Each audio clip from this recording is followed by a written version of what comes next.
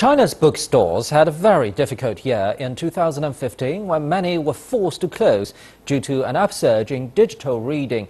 However, others dug in and adapted their strategy to the modern needs of their customers. With higher revenues being reported, have these traditional bookstores managed to defy the odds to stay in business? Shi Wenjing reports from Shanghai. Gu Zhentao is the owner of this bookstore.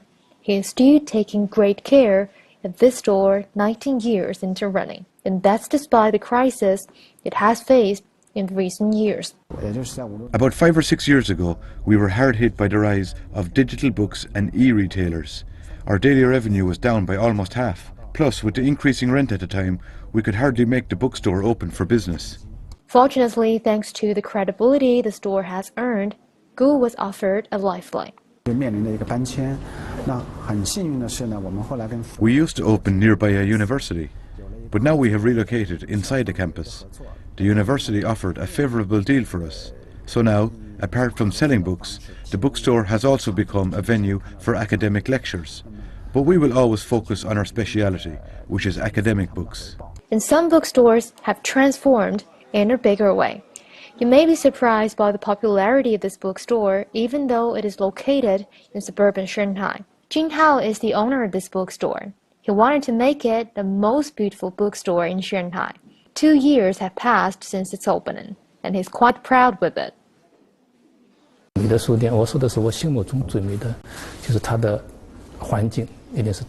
There are 3 parts that matter to a bookstore: the environment, the books, and the services. The beautiful environment will attract readers. They could be tourists to stop by and spend some time. We have a team to select books for our readers. We have quite a strict standard. Jin said its daily visitorship could hit as many as 3,000, and the number doubles during the weekends.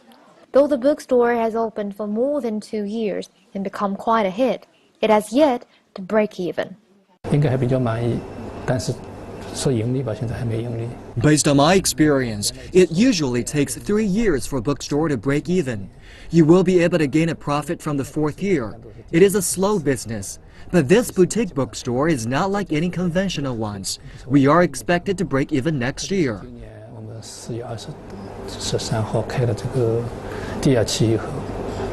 In 2014, Shanghai bookstore revenue increased more than 3%, the first rise in years. But in 2015, sales only inched up 0.3%, despite the increasing number of the bookstores.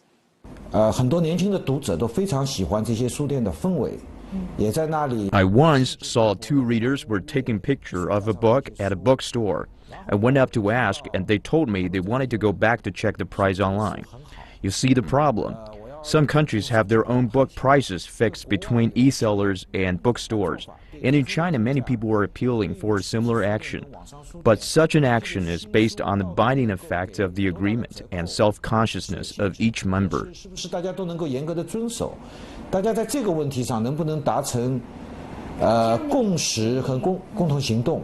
Since 2012, Shanghai has budgeted 15 million yuan to subsidize bookstores and promote reading culture among its residents.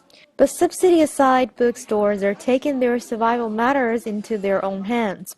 How to find a niche and not to be outdone by the digital waves remains the most critical question to many. Shi Wenjing, CCTV, Shanghai.